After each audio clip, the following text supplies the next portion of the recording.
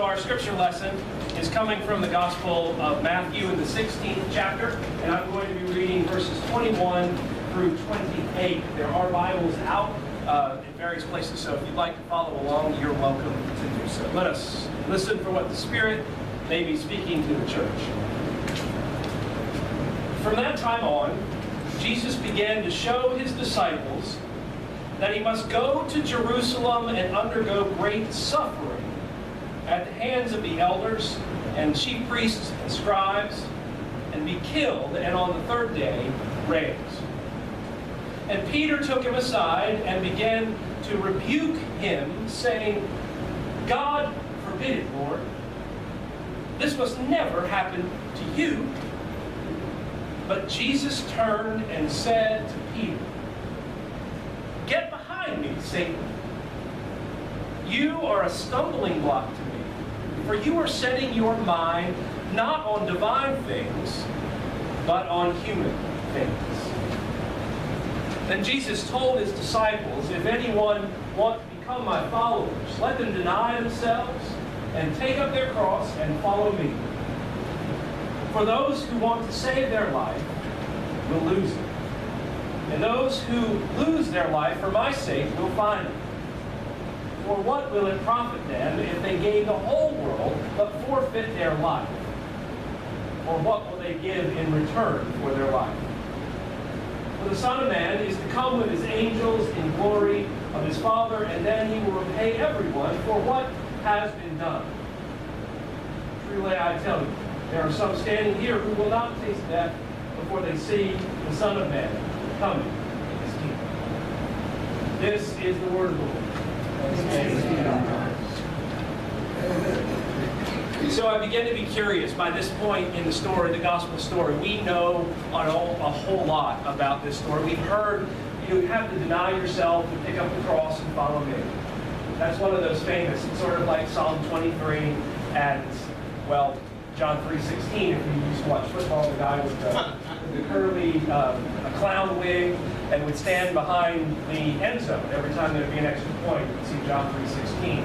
Even if you weren't a follower, weren't remotely ever involved in Sunday school, you saw this sign. Well, this falls in that same category, and it also, because of its familiarity, is one of those texts that we often abuse. It's a way of telling people, well, you're suffering because, well, that's what Jesus said you're supposed to do. Now, I'm not going to suffer, but you people over there are going to suffer, and that's what Jesus wants. We all have heard those kinds of theologies before. So what I want to do is I don't want to take this teaching out of its setting and create all sorts of mistakes. What I want to do for a moment is ask ourselves, what do we know at this point in the Gospel of Matthew? And here's what we know so far. Jesus was born, and the only people who were willing to welcome him were some really unsavory folks, shepherds. These were not the kind of people that you wanted to hang out with. They were unclean, they were seen as thieves and criminals, but it turns out they probably weren't as bad as society told you they were. You've heard that story before. And then the other folks who come are people who looked up at the stars and read that there was a king to be born. You know, we like to call them astrologers, but maybe we like to ignore and call them wise men. But the truth of the matter is these were folks who fit outside of traditional religious circles and yet still could see the truth of God work in the world even though they were not followers of this God. And then the only other people then weren't actually people. It was the animals who shared their feeding trough with Jesus. So that's who welcomed Jesus. And the folks who rejected Jesus were the king. The king made sure that all of the baby boys born in this area were executed under the age of 2. So Jesus then has to run out. So he's rejected from day one from certain groups of people. Fast forward a little further down the road. He's rejected in his hometown only a few chapters ago. Jesus goes to his hometown and he starts speaking. And this isn't like the Gospel of Luke where they try to shove Jesus off a cliff. This is Matthew where he comes and he teaches, and most of the people speaking say, we know you. We don't have to listen to you. We know who your parents are. And that's when Jesus says a prophet is never accepted in his hometown, his or her hometown. So Jesus is rejected. So it's fascinating to me that we get to this point, and Jesus talks more about rejection and finally death, and Peter's like, whoa, whoa, whoa, whoa, whoa. That's not how this is supposed to work. He's expecting something different. In fact, when Jesus is in a hometown, he's actually rejected and called often an outside agitator, because Jesus didn't do a whole lot in his own hometown. And yet, despite Jesus being rejected in numerous places, not only by the political leadership, but also by the religious leadership, folks that probably would have dressed like me at that time, right? We were the folks who said, we don't want you around because I don't know what you're up to. You don't fit within the mindset of the world that we live in. And yet, despite this, strange groups of folks were joining together with Jesus. In fact, the people who were following Jesus in his inner circle were people who society said were supposed to be enemies. Now, you've heard me say this before, particularly when we gather at communion, but I want to say it again. Matthew was a tax collector. He was by the road, and that tax collector was someone who made money off the backs of his own people. He would charge exorbitant rates, he would pay Rome, he was working for the very people who were oppressing his own folks and getting rich in the process. And Jesus said, you get to follow me too. And then there was a couple of other folks. These are the folks I'm probably more akin to. James and John, they had the moniker as the sons of Zebedee, or the sons of thunder. These were folks who were zealots. What we know is that the zealots, even Pharisees, even kings, were drawn to the message that Jesus was preaching, this strange, radical welcome that we could live in the world in a very different way. The thing I like is to imagine James and John and Matthew actually hanging out together going, wow, I never thought of someone like you as a human being before. Now, you laugh about that, right? But there's some truth in that. Matthew was just that sellout. Matthew was that guy who was getting rich because he sold out his own people. James and John, these were the folks who would have found him in a dark alley and slit his throat, and then gone and taken that money and given it back to the people who were poor. So they were kind of folk heroes. There were folks who very clearly had allegiances with the zealots who liked to follow Jesus. The difference was that Jesus rejected both of those ways of living in the world. When you live in difficult times, when the world has gone mad, we have some choices about how we're going to live in the world. One of those is to simply submit. There's nothing we can do. We'll just wait till we die. We'll get to heaven because that's what Jesus said, except that's not really what Jesus said. But we do live that way an awful lot. We just say there's nothing we can do, so we'll do nothing, and we'll just keep moving forward. And then you have the other folks who said it's our responsibility to bring in the kingdom. So like the zealots, we're going to pick up rocks. We're going to pick up knives. We're going to pick up guns. We're going to cause violence with our words. And Jesus says there's another way. The way of the cross is not what we think it is, right? Too often people talk about Jesus' non-violence as a way of being passive in the face of oppression or violence or even death. And so what does that look like when Jesus invites people into the way of the cross? Well, here's what's interesting is he doesn't reject anyone. We know that there were people in the inner circle of the religious leadership who were fascinated and followed Jesus, Joseph of Arimathea being one of them. We know that there were soldiers who even recognized that they too wanted to follow this strange Hebrew they were supposed to be persecuting, and yet something in his message said that the world doesn't have to be mad. There might be a different way. And so what does it mean to follow the cross? So there's been some conversations about what does it look like? How do we live in a world? Now, the trouble with talking about nonviolence is that somehow it's become its own ideology, that in such a way that it's become its own idol. Let me explain why I say that. In some places, this is important, but think about who Jesus was speaking to. There are three examples that I want to talk about from the Gospel of Matthew that help us understand what the cross is all about. The first one is when Jesus says, when someone slaps you across the face, you're supposed to turn the other cheek. Now, y'all heard me say this before, I've talked about it before, but it's important to hear again. A lot of folks have said what this means is we're called to be doormats. Get hit again. You get hit again. This isn't what Jesus is talking about. Because what he says specifically is offer your other cheek. So if someone was to slap another person, what we know is that it would generally be people who Jesus was talking to were used to having superiors slap them in the face without getting in trouble. So when he said that, Jesus go, yeah, no, yeah, I meant him. And then he says, turn the other cheek. Probably some folks said, what, are you crazy? Oh, wait, this is what he means. So, Mike, can I use you as a volunteer to say anything? So if I was, other than to freak everyone out, if I was actually to hit Mike, what I'm talking about is that I would hit him like this, right? I've now hit him. And in the process, I've established my dominance over him and his inferiority in this instance of slapping him.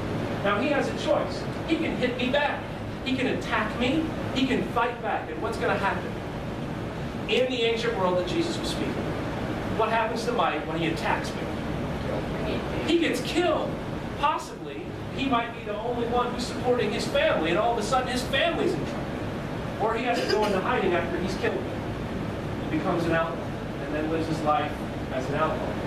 But instead, or he has another choice. He can just take it. One more indignity upon the people, but instead Jesus says you don't have to do either one of those. Here's the third way. The third way is, now offer me your other cheek. Now when I say offer me, what it is stick it out and challenge me. Right? So if I hit you like this, and you look right back at me, and then offer me your other cheek, all of a sudden now, the tables have turned. Because I can't hit Mike with my left hand. I can't now go like this. I can't backhand him like this without, right? He has challenged what is going on.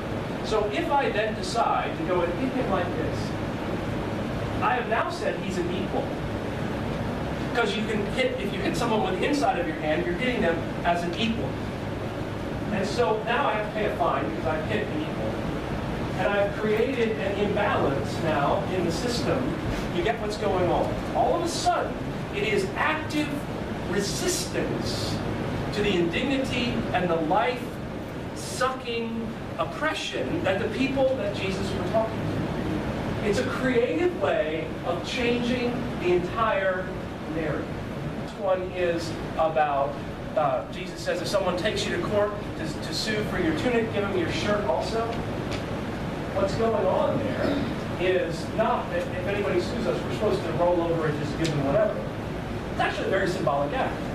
If someone sues you on the way to court, take off all your clothes and hand them to them. You're standing there naked. In a culture where nakedness is a great offense. But there isn't any violence going on other than to say this person's now created shame. You've embarrassed the person who has sued you. Because if all you had, if someone's suing you, right, they actually have the money to be able to sue you. If all you had to give to be sold to someone suing you was your outside jacket, how poor must you have been? Really poor. So by taking off all of those clothes, what you're doing is you're revealing for the ridiculous nature of what's happened with the legal system then. All of a sudden, what Jesus says about turning the other cheek begins to take on a radically different conversation. So it's dangerous for us to say, what we need to do is turn the other cheek. What we need to be doing is saying, when Jesus says turn the other cheek, it means we have to creatively figure out ways to undermine the oppressive structures around us in a way that doesn't perpetuate the circle of violence. Violence in physical violence, emotional violence, whatever it is, institutional violence.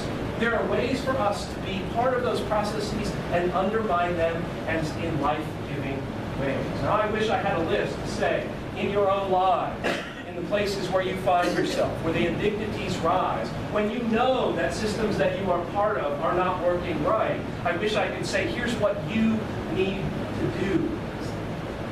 That's where the hard work comes, right? That's where Jesus says, this is why we're called to figure out how to do that in life-giving ways. Maybe it's for ourselves and our own need to assert some level of dignity, but more often than not, it's probably, for some of us, a way of providing dignity for others. Violence perpetuates violence. We know that the more violence that we see on our streets, the more people will feel justified when we bring in the army to knock people down. Does not matter what started that cycle. That is the unfortunate reality of the society that we live in this place. So the question is, how do we de-escalate? Without just submitting, without just ignoring, without just living in the mess. So that's the way of the cross. Something to keep in mind. So I said I didn't have a lot of concrete pieces, but something to keep in mind. In our own lives, I think it's important for us to look for allies in various ways that we might not normally work with. Just because we march with, walk with, stand up with any particular group does not mean we necessarily uphold all of their beliefs or mantras. We're Christians, we show up because that's where the work is being done. But we never give our ultimate loyalty, and this is what Mark, I believe, is really trying to get at. By being a member of the party, we're giving our ultimate loyalty to a party. So, the way of the cross reminds us, as I've said over and over again, is that the church, at the end of the day, as an institution, cannot be Christian. Because, unfortunately, church and churches are really interested in self-perpetuation. But it does not mean we are to abandon them or other institutions. It means that we're called to live in those institutions and figure out how to be subversive followers of Jesus Christ. How is it in your own lives, in the own places where you work, in the places where you live, in your neighborhoods, wherever you find yourself, in and out, there's places that no matter what you say you cannot do, there's something that you can do. God is calling each one of us to figure out what that is and to do those things. Turning the other cheek means being creative in the face of a world gone